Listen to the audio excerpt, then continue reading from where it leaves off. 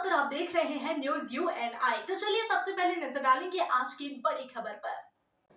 2047 में महान भारत की रचना के संकल्प की पूर्ति के लिए बहुत महत्वपूर्ण आज के इस कार्यक्रम स्टार्टअप इंडिया कॉन्क्लेव 2025 में मेरे साथ आज मंच पर उपस्थित श्रीमान भूपेंद्र भाई पटेल, गुजरात के लोकप्रिय मुख्यमंत्री जी श्री ऋषिकेश भाई पटेल, उच्च शिक्षा मंत्री गुजरात राज्य श्री प्रफुल्ल भाई पानसेरिया जी, गुजरात सरकार के मंत्री जी जगदीश विश्वकर्मा, गुजरात सरकार के मंत्री जी श्री बलवंत सिंह राजपूत जी, उद्योग मंत्री गुजरात सरकार, पंकज जोशी, मुख्य सचिव गुजरात सरकार, श्रीमती सुनैना तोमर, अपर मुख्य सचिव शिक्षा विभाग, श्री मुकेश कुमार, प्रधान सचिव शिक्षा विभाग, और आज जिनके हाथों में भारत का भविष्य है, ऐसे आए हुए सभी मेरे युवा साहसिकों को मेरा राम राम नमस्कार।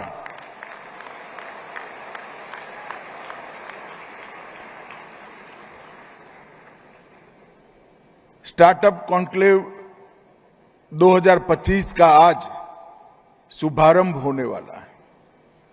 ये 2 दिन के अंदर इसी महात्मा मंदिर में गांधीनगर गुजरात की राजधानी में भारत को आगे बढ़ाने के लिए, भारत को हर क्षेत्र में दुनिया में सर्वोच्च बनाने के लिए और विशेषकर आप लोगों के जीवन में एक समय अनुकूल परिवर्तन लाने के लिए यहां पर चिंतन होने वाला है।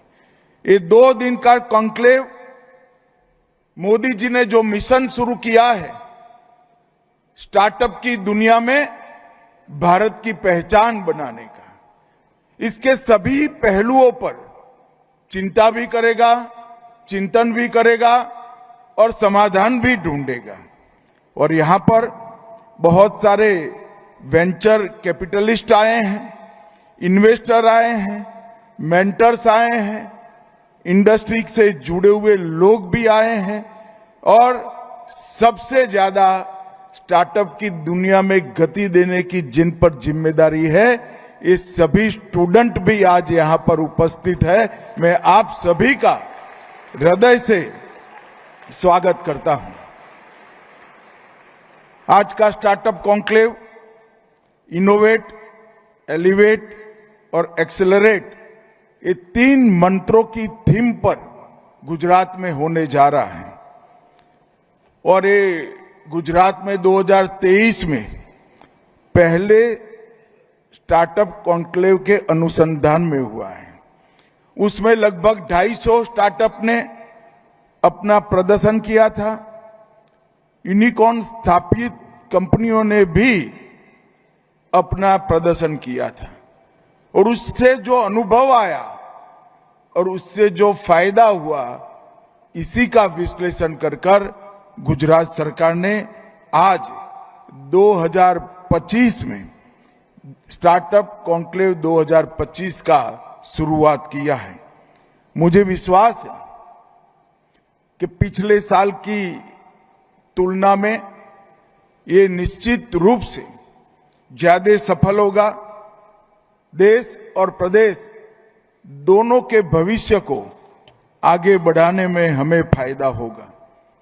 2 दिन में 7 सत्रों में अलग अलग विषयों पर यहां पर चर्चा होने वाली है, और इसके माध्यम से उभरते हुए स्टार्टअप को निवेशकों के साथ जोड़ना, और मोदी जी ने जो मंत्र दिया है माइंड टू मार्केट, आपके दिमाग में जो सोच है, जो आइडिया है, उसको मार्केट तक पहुंचाने का ये बहुत बड़ा मंच बनेगा। उसका मुझे पूरा विश्वास है। आज यहां पर भारतीय ज्ञान प्रणाली के संकलन का भी विमोचन हुआ है। यहां पर जो अनुसंधान करने वाले युवा आए हैं, इनको मैं जरूर कहना चाहता हूं, अगर भारतीय ज्ञान प्रणाली को हम ढंग से स्टडी करें और उसको हमारी शोध का हिस्सा बनाएं, तो आयुर्वेद, शास्त्रीय कलाएं, वास्तुकला, गणित, दर्शन, विज्ञान, अंतरिक्ष और पर्यावरण संबंधी दुनिया भर का श्रेष्ठ ज्ञान अगर कोई एक जगह पे संचित हुआ है तो हमारी भारतीय ज्ञान प्रणाली में संचित हुआ है। और मोदी जी ने नई शिक्षा नीति में भारतीय ज्ञान प्रणाली पर अनुसंधान का, शोध का एक वर्टिकल बनाकर हमारे युवाओं के लिए एक खजाना खुला रखा है। और अब पांडुलिपियों को भी अच्छे तरीके से संग्रहित कर इस पर अनुसंधान कर जो ज्ञान हमारी पांडुलिपियों में पड़ा है वो भी आप सभी के लिए उपलब्ध कराने का एक प्रयास भारत सरकार कर रही है।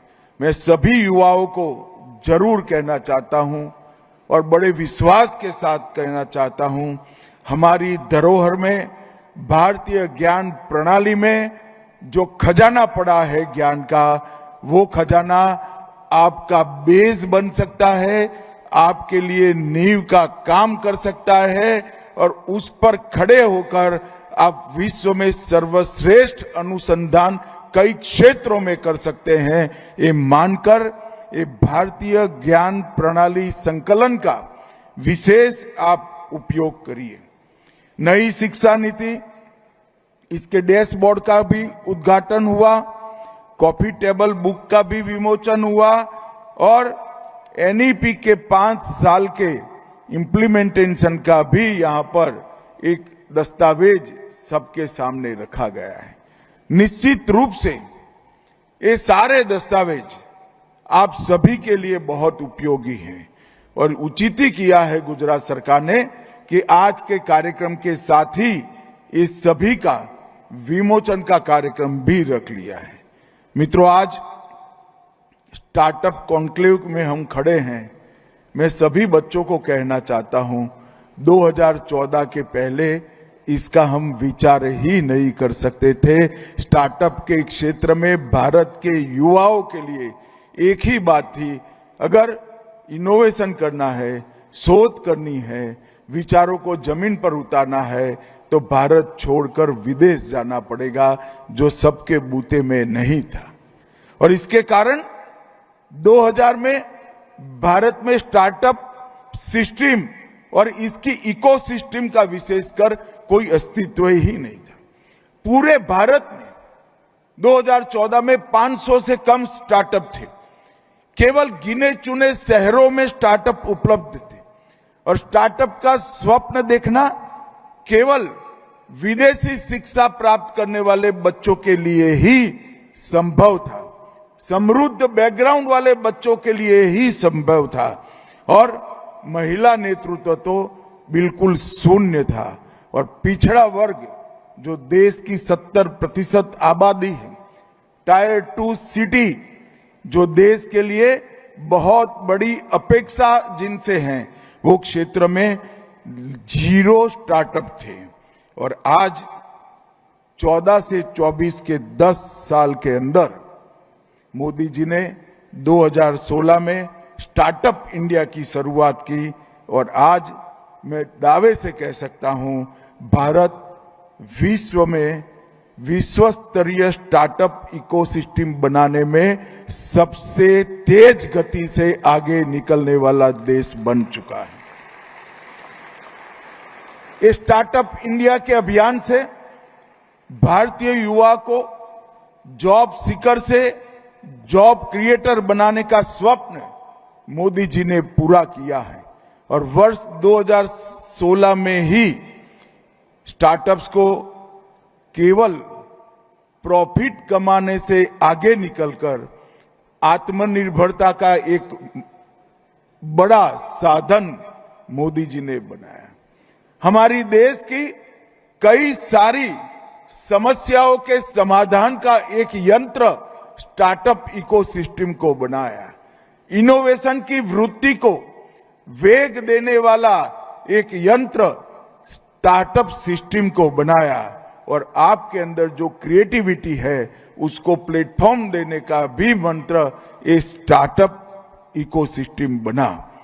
और उस वक्त मुझे ठीक याद है मोदी जी ने कहा था, भारत के पास भले ही मिलियन प्रॉब्लम्स हो, मैं मेरी बात युवाओं फिर से रिपीट करना चाहता हूं, भारत के पास भले ही मिलियन प्रॉब्लम हो परंतु बिलियन प्रॉब्लम सॉल्वर भी है जो आप हो। आपके भरोसे प्रधानमंत्री जी ने ये स्टेटमेंट किया था।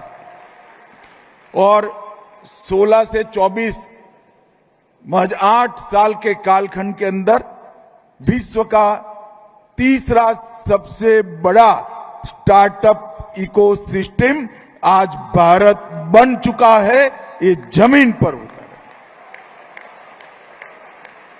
और स्टार्टअप इकोसिस्टम को ताकत देने के लिए ही यही 10 साल के अंदर भारत विश्व का तीसरे बड़ा डिजिटल इकोसिस्टम भी बन चुका है। आपके विचार, आपकी शोध, आप जो साहस करने वाले हैं, इसको ये डिजिटल इकोसिस्टम बहुत त्वरा के साथ देश और दुनिया के साथ पहुंचाएगी।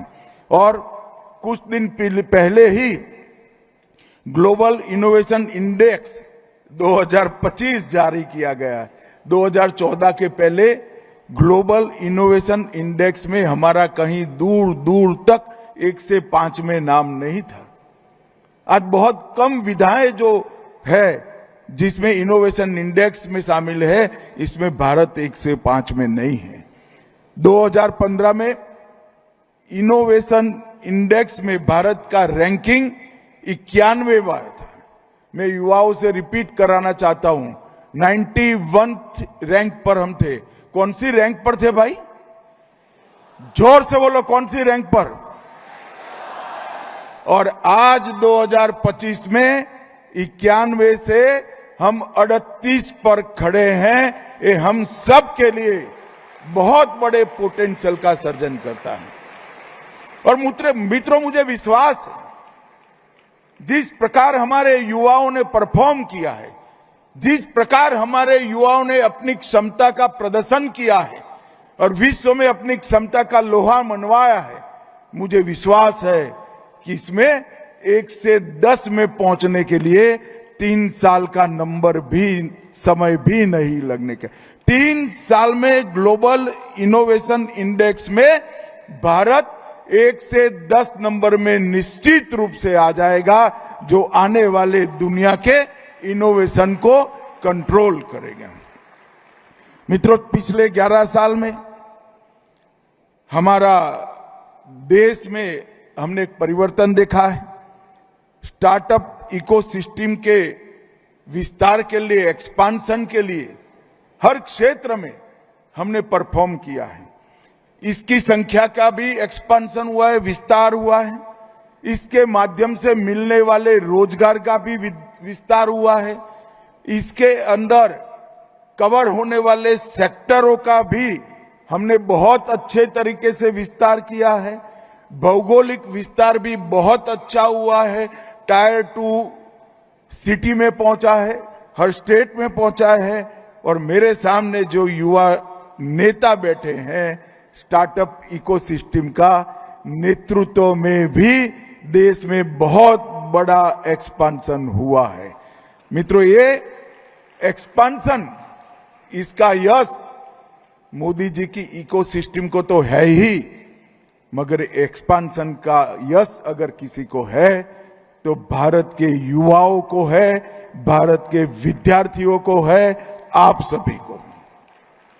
और आपने जो पराक्रम किया है, देखिए 2014 में 500 स्टार्टअप थे, आज 1,92,000 स्टार्टअप DPIIT मान्यता प्राप्त है, मतलब 380 गुना वृद्धि आप लोगों ने की है। और यूनिकॉर्न स्टार्टअप 2014 में केवल 4 थे, यूनिकॉर्न स्टार्टअप 4 थे और आज 120 से अधिक यूनिकॉर्न स्टार्टअप है, जिसकी वैल्यू $350 बिलियन से ज्यादा है। यही बताता है कि हम में अगर प्रतिभा पड़ी है तो मोदी जी ने जो इकोसिस्टम बनाया है, भारत सरकार, गुजरात सरकार ने जो इकोसिस्टम बनाया है, इसका उपयोग कर हम भी यूनिकॉर्न स्टार्टअप देखते देखते देखते बन। और मुझे तो बहुत अच्छा लगा, आज कुछ इंडस्ट्री ने छोटे छोटे स्टार्टअप में इन्वेस्ट किया है, भले अमाउंट 2.5 करोड़ है, 3 करोड़ है, 7 करोड़ है।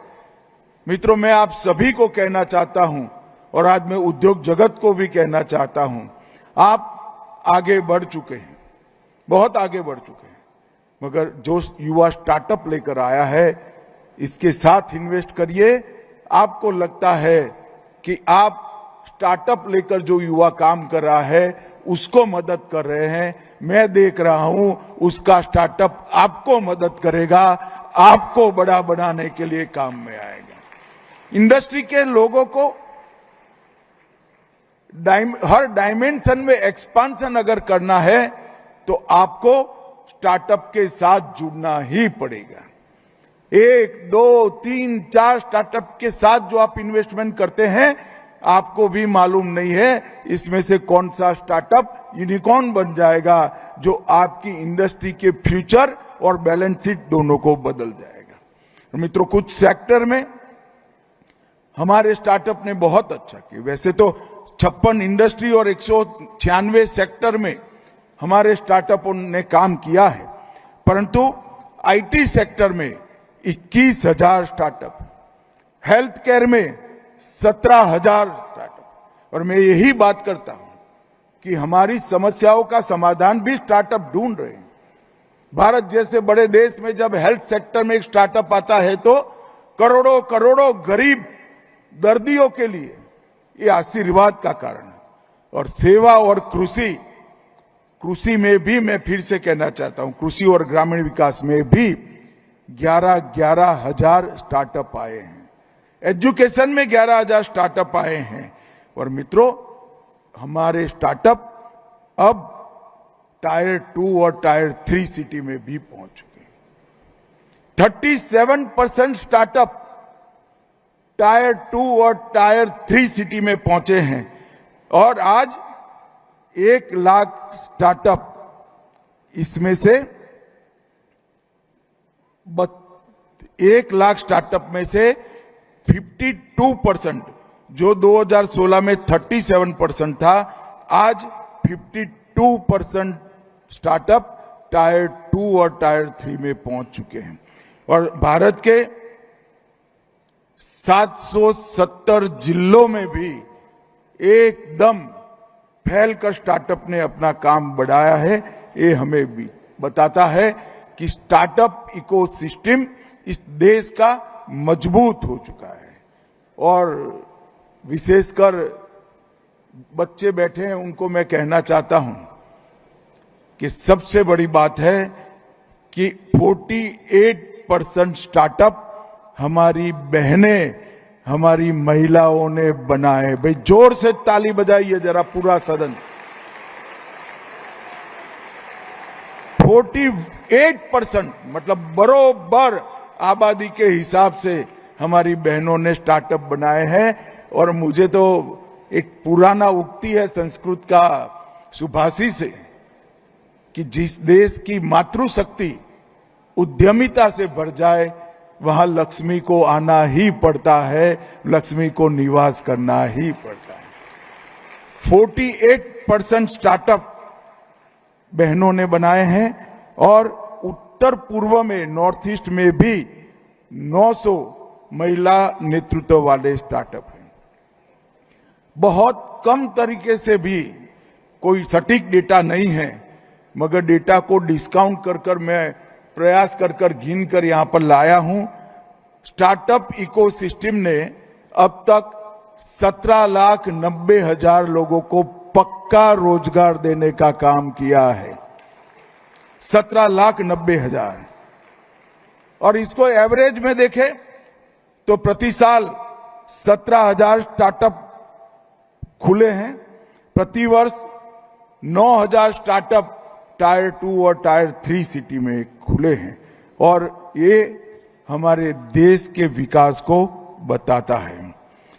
मित्रों, मोदी जी ने 2014 से स्टार्टअप के लिए सपोर्टिंग एनवायरनमेंट उत्पन्न कर कर स्टार्टअप के ग्रोथ को वित्तीय सपोर्ट, नीतिगत सपोर्ट, इंफ्रास्ट्रक्चर का सपोर्ट और बैंकिंग और इंडस्ट्री के क्षेत्र का भी सपोर्ट दिया है। कोई भी विचार आइसोलेशन में पनप नहीं सकता है, बड़ा नहीं होता है। अगर मोदी जी स्टार्टअप इंडिया की शुरुआत करते हैं तो उसके साथ इन्होंने वित्तीय सपोर्ट के लिए भी ढेर सारा काम किया। 10,000 करोड़ का फंड ऑफ फंड स्थापित किया। 945 करोड़ कॉर्पस का स्टार्टअप इंडिया स्ट्रीट फंड चालू किया। अधिकतम लोन की सीमा जो 10 करोड़ थी उसको बढ़ाकर 20 करोड़ करी और प्रूफ ऑफ कंसेप्ट के लिए 20 लाख तक देने का तय किया और प्रोटोटाइप विकास के लिए 50 लाख का फंडिंग अप्रूव किया। ढेर सारी टैक्सेशन की भी सुविधा नरेंद्र मोदी जी ने की है। और ये तो मैं सिर्फ भारत सरकार की बात कर रहा हूं, जैसे गुजरात सरकार ने अपनी कई योजनाएं बनाई हैं, इस तरह से हर राज्य ने वित्तीय सपोर्ट के लिए हमने बनाया है। और वित्तीय सपोर्ट होने के बाद भी स्टार्टअप, हम सब जानते हैं, एक नया विचार है, एक एक्सपेरिमेंट है। एक विचार को जमीन पर उतारने की एक कठिन और लंबी प्रक्रिया है। वो उसको सपोर्टिव सिस्टम के बगैर नहीं हो सकती। इसीलिए मेक इन इंडिया की शुरुआत करी, PLI 14 प्रमुख क्षेत्रों में लाए, वहां शुरुआत करी और 40,000 से ज्यादा कॉम्प्लायंस को हटाया और 3400 से अधिक कानूनों को अपराधी कानून की श्रेणी में से बाहर लिया। जब Modi ji make in India बनाते हैं, दुनिया भर के लोग यहां उत्पादन करने के लिए आते हैं। मेक इन इंडिया की नीति बनाने के बाद उस वक्त हमारे स्टार्टअप के लिए, वो बड़ी इंडस्ट्री के लिए एक एंसिलरी काम करने का बहुत बड़ा मौका खड़ा होता है। जब PLI योजना के तहत दुनिया भर के लोग यहां उत्पादन के लिए आते हैं, तब स्टार्टअप के लिए कई मौके जनरेट होते हैं। और अभी अभी GST का नवरात्रि के पहले दिन जो सरलीकरण किया है, वो कोई नहीं कर सकता साहब, मोदी जी ही कर सकते हैं। मैं आज युवाओं को एक बात बताने आया हूं। बहुत समय के बाद देश का करदाता और देश की जनता विश्वास कर सके, ऐसा नेता देश में आया है। जब GST शुरू किया, सब कहते थे फेल हो जाएगा। 16 बिक्री कर एक साथ मर्ज कर पूरे देश का एक कर बनाना एक स्वप्न था। वो उन्होंने हिम्मत से के साथ किया, सभी राज्यों को साथ लिया। 80,000 करोड़ से शुरुआत हुई थी और GST 80,000 करोड़ से 2 लाख कलेक्शन तक पहुंच गए। 2 लाख, पहले 80,000 करोड़ की शुरुआत थी, वो 2 लाख तक पहुंचे। वैसे तो 60,000 से शुरुआत थी, मगर थोड़ा पुख्ता होने के बाद 80,000 करोड़ हुआ, 2 लाख करोड़। अब मुझे बताओ, आपके स्टार्टअप में इनकम बढ़ता है तो आपको अच्छा लगेगा या बुरा लगेगा? अरे जोर से बोलो यार। आपका प्रॉफिट कम करोगे? 80,000 से 2 लाख करोड़ हुआ। मोदी जी ने रेट आधे और 1/3 कर दिए, कई सारी चीजों में शून्य कर दिए और देश की जनता को यह बताया कि सरकार का उद्देश्य देश चलाने के लिए पैसा प्राप्त करने का है, जनता का शोषण करने का नहीं है। इतना बड़ा टैक्स का कटौती 80 साल की आजादी में पहली बार देश की जनता ने देखा है। ये जीएसटी के रिफॉर्म बताते और एक बहुत बड़ा रिफॉर्म करदाता और सरकार के बीच में विश्वास का एक ब्रिज बनाने वाला रिफॉर्म है। करदाता को विश्वास हो गया है, प्रामाणिकता के साथ टैक्स भरेंगे। अगर सरकार की जरूरियात से ज्यादा टैक्स होगा तो हम कम कर देंगे। जब मोदी जी की सरकार आई, 2.5 लाख रुपए तक इनकम टैक्स में छूटी थी। 2.5 लाख से ज्यादा जो कमाते थे सब टैक्स भरते थे। आज देश में 12 लाख तक आप कमाओ, जीरो टैक्स इनकम टैक्स करने का काम नरेंद्र मोदी। ये दोनों उदाहरण इस बात के द्योतक हैं कि सरकार टैक्स को जनता के शोषण के लिए नहीं बढ़ाना चाहती, जनता के देश के विकास के लिए, आत्मनिर्भरता के लिए बढ़ाए।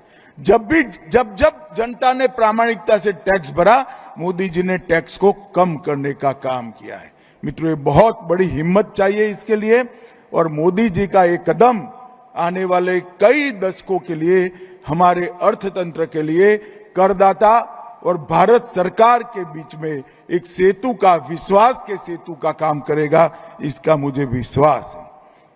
आपके स्टार्टअप के लिए infrastructure support, digital India, UPI payment system, jam Trinity, ये सब आपको बढ़ाने के लिए काम करते हैं। भारत नेट परियोजना के तहत 2 लाख ग्राम पंचायतों को हमने नेट से जोड़ा है। अटल इनोवेशन मिशन, अटल टिंकरिंग लैब स्टार्टअप का शुरुआत का स्तर है। अटल टिंकरिंग लैब्स के कई स्कूलों में मैंने विजिट किए हैं। 12-12, 13-13 साल के बच्चे इतने अद्भुत प्रयोग लेकर आते हैं। रिसर्च करने का इनका जो दिमाग है, सोचने की प्रक्रिया है, उसको सेट होते हुए मैंने देखा है। और मित्रों, आपके सपोर्ट में फिजिकल इंफ्रास्ट्रक्चर को भी बहुत बड़ा है। बैंकिंग रिफॉर्म्स, बैंक और टैक्स के रिफॉर्म्स भी आपके लिए बहुत बड़ी मात्रा में करने का काम किया है, जो जब आप आगे बढ़ेंगे आपके सपोर्ट में खड़ा हुआ दिखाई पड़ेगा। गुजरात सरकार में कल ऋषिकेश भाई और सुनैना बेन कार्यक्रम के बारे में मुझे बताने के लिए मिले थे। मैं एक सार्वजनिक रूप से स्वीकार करना चाहता हूं, गुजरात सरकार ने स्टार्टअप में इतना अद्भुत काम किया है। यहां से सांसद होने के बावजूद भाई मुझे मालूम नहीं था, मुझे कल ही मालूम हुआ। और इसी के कारण गुजरात लगातार 4 साल से समग्र देश में स्टार्टअप में नंबर 1 बनकर उभरा है। मित्रों, नंबर 1 बनकर। मोदी जी ने जो विचार दिया, इसको भूपेंद्र भाई, ऋषिकेश जी और हमारे अफसरों की टीम ने बहुत अच्छे तरीके से जमीन पर उतारा है। गुजरात को स्टार्टअप क्रांति का केंद्र बनाया है और देश में टॉप 5 राज्यों में 16,000 स्टार्टअप के साथ आज गुजरात है। और अहमदाबाद भी, जरा जोर से ताली बजाना भाई, मेरा शहर है। अहमदाबाद भी 6650 स्टार्टअप के साथ टॉप 4 में स्थान ले गए।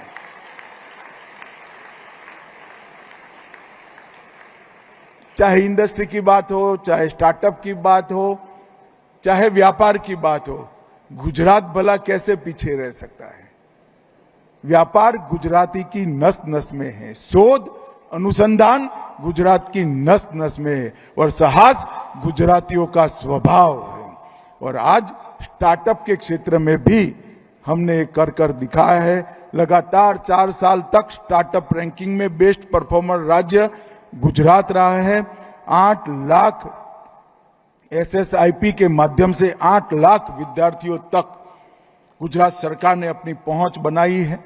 339 संस्थानों को फंड की सहायता की है और 726 स्टार्टअप को सपोर्ट किया है। और मैं सबसे बड़ा धन्यवाद करना चाहूंगा कि आई हब गुजरात लगभग 1.5 लाख एकड़ में, स्क्वायर फुट में कैंपस जो 620 स्टार्टअप को आज तक सहायता दे चुका है। मैं यहां से हर एक राज्यों को भी कहना चाहूंगा कि गुजरात का आई हब देखकर अपने राज्य में इस दिशा में आगे बढ़ना चाहिए, ऐसी व्यवस्था है। और मुझे कल ऋषिकेश भाई और सुनैना जी ने बताया कि अब रीजनल आई हब भी वो खोलने की तैयारी कर रहे हैं। वो बहुत बड़ी बात है। 57,000 हैकेथॉन प्रतिभागी गुजरात में इस सिस्टम से निकले हैं और निश्चित रूप से आपके स्टार्टअप को ग्रीन सिटी, हमारा गिफ्ट सिटी खूब अच्छे तरीके से मदद रूप होगा। मित्रों, मोदी जी ने 2015 में ही गुजरात में अपनी स्टार्टअप पॉलिसी बनाने का आग्रह किया था, वो लागू हो गई है। और मैं आज गर्व के साथ कह रहा हूं, देश में स्टार्टअप हमारे इमर्जिंग सेक्टर्स में सबसे पहले स्थान पर है। इसमें विश्व में किसी को भी संशय नहीं है। और इस सेक्टर की स्पीड, साइज, स्कोप और स्केल, स्पीड, साइज, स्कोप और स्केल चारों में बहुत व्यूहात्मक रूप से बढ़ोतरी करने का मोदी जी ने जो कार्य योजना बनाया, आज जमीन पर उतरते हुए देखता है। और भारत देश का दुनिया का सबसे युवा देश है। और मैं देख रहा हूं, जब हमारे युवा स्टार्टअप को लेकर आगे बढ़ते हैं तो भारत को समृद्ध बनाने में हमारे युवाओं का, हमारे विद्यार्थियों का सबसे बड़ा योगदान है। मित्रों, आज मैं यहां पर स्टार्टअप पर जो काम कर रहे हैं जो बच्चे, उनको कृषि पर, एग्रो स्टार्टअप्स पर काम करने के लिए भी आह्वान करना चाहूंगा। हमारी आध्यात्मिक economy, tourism economy, adventure tourism की economy, circular economy, knowledge economy और एनवायरनमेंट की इकोनॉमी पर भी आप काम करिए। ढेर सारी संभावना पड़ी है मित्रों। क्षमता दोहन की आप में होनी चाहिए। सरकार, चाहे गुजरात सरकार हो चाहे भारत सरकार, चट्टान की तरह आपके साथ खड़ी है। आपके हर स्वप्न को जमीन पर उतारने के लिए नरेंद्र मोदी जी और भूपेंद्र पटेल के नेतृत्व में दोनों सरकार आपको हर संभव मदद करने के लिए तैयार है।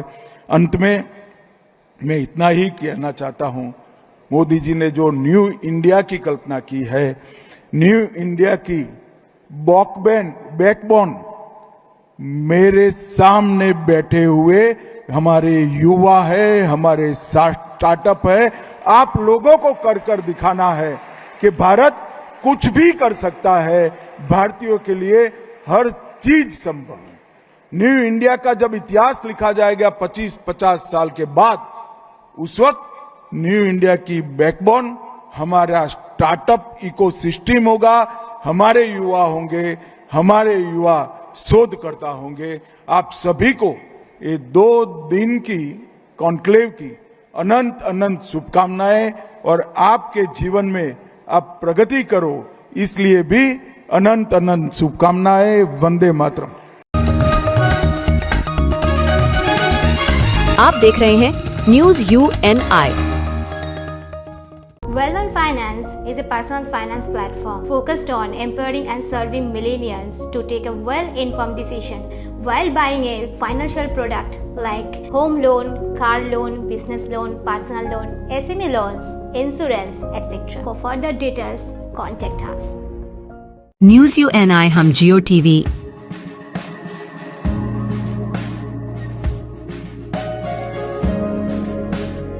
ई बाबा, हरे कृष्णा कृष्णा कृष्णा हरे हरे, हरे राम रॉक TV,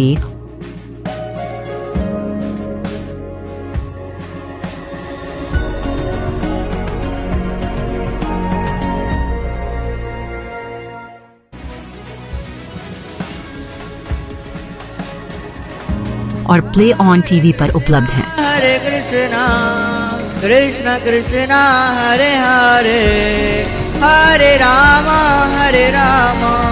अधिक अपडेट के लिए YouTube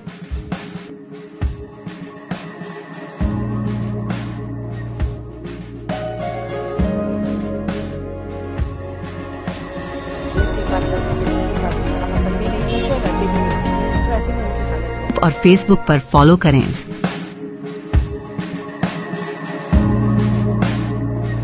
साल में एक आपका मनपसंद चैनल न्यूज UNI अब आ रहा है जियो टीवी पर भी। Channel number 3003। उसके साथ अब हम उपलब्ध हैं OTT प्लेटफॉर्म्स पर जैसे Rock TV, Zinger TV, Play On TV, ईवावा, D2H Live TV, World TV, Nexa GTV HD, TV HD1, Googly TV, Star On TV, FTV, Solid TV Box, Crick Star, Rose News, Chanakya World TV. इसके अलावा हम आपके साथ जुड़े रहेंगे social media pages पर, जो है हमारे Facebook UNI news Hindi, UNI news Bangla, उसके साथ लिंक्डइन और इंस्टाग्राम पर भी। यही नहीं, इसके अलावा हम आपके साथ जुड़े रहेंगे यूट्यूब के माध्यम से भी। मधुकैटभ विध्वंसी वेधात्री वरदे नमः। आपके पूजा की तैयारी से लेकर विसर्जन तक हर दिन आपके साथ है न्यूज UNI। शारद सम्मान 2025 के लिए तुरंत संपर्क करें 9830091083 इस नंबर पर।